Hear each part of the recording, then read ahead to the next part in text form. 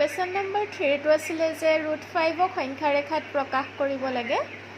এতিয়া তোমালোকে চাবা, আমি প্ৰথমতে এডাল সংখ্যা ৰেখা আঁকিলোঁ। সংখ্যা ৰেখাডাল আঁকিলোঁ। এতিয়া তাত আমি মাৰ্ক কৰি লওঁ 1 2 3।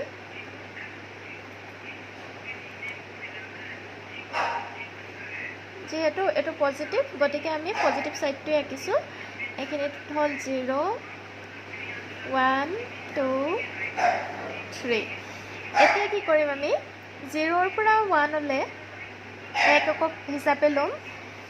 সেইদৰে আকৌ ওপৰত আমি এডাল লম্ব আঁকিম। এইটো ধৰা O, এইটো A, এইটো হৈছে A। ইয়াত আমি এডাল লম্ব আঁকিম। লম্বডাল আমি 2 এককো আঁকিব পাৰোঁ। 2 একক আঁকিলে একে কোবতে ওলাই যাব √5। যদি 2 একক ধৰোঁ, ধৰা এইটো আমি 2 ধৰিলোঁ। যিহেতু মই 0ৰ পৰা 1লৈ 1 একক ধৰিছোঁ, গতিকে 2লৈ 2 একক হ'ব। এইটো 1 একক, এইটো হৈছে 2 একক।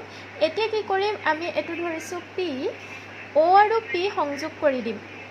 চাবা, কিন্তু এডাল আমাৰ ইয়াৰ লগত কি হ'ব লাগিব, সংখ্যা ৰেখাডালৰ লগত লম্ব হ'ব লাগিব। OP, এতিয়া আমি OPৰ সমান ব্যাসাৰ্ধ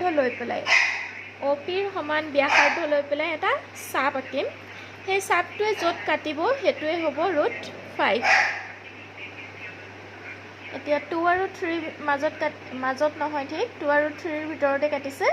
এইটোৱে হ'ব √5।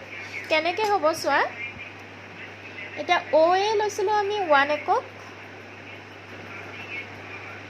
AP লৈছোঁ 2 একক। এতেকে পাইথাগোৰাছ উপপাদ্য আমি জানো। পাইথাগোৰাছ উপপাদ্য অনুসৰি পাইথাগোৰাছ উপপাদ্যটো আমি কি পাইছিলোঁ, যে এটা সমকোণী ত্ৰিভুজত, ইয়াত ট্ৰায়েংগল OAP এটা সমকোণী ত্ৰিভুজ, কাৰণ এইটো আমি লম্ব লৈছোঁ মানে 90 ডিগ্ৰী। সমকোণী ত্ৰিভুজত কি হয়, OP স্কোয়াৰ, OPডাল চোৱা, এই আমাৰ 90 ডিগ্ৰী কোণটোৰ অপজিট বাহু, গতিকে সেইডাল কি, এডাল হাইপটেনাছ বা অতিভুজ। OP স্কোয়াৰ ইকুৱেল টু কি হ'ব, OA square plus AP square. মানে OP স্কোয়াৰ আমি কি পাম, OA লৈছোঁ আমি 1 স্কোয়াৰ প্লাছ 2 স্কোয়াৰ, মানে 1 প্লাছ 4 ইকুৱেল টু 5। তেতিয়াহ'লে এতেকে OP ইকুৱেল টু কিমান হ'ব, √5 একক। আমি OP কিমান পাইছোঁ, √5। আমি পেঞ্চিল কম্পাছৰ সহায়ত যেতিয়া চাপটো আঁকিম, সেই 2 আৰু 3ৰ ভিতৰতে কাটিব, সেই স্থানটোৱে হ'ব √5। ইয়াত আমি নেম এটা দিব পাৰোঁ M বিন্দুৱে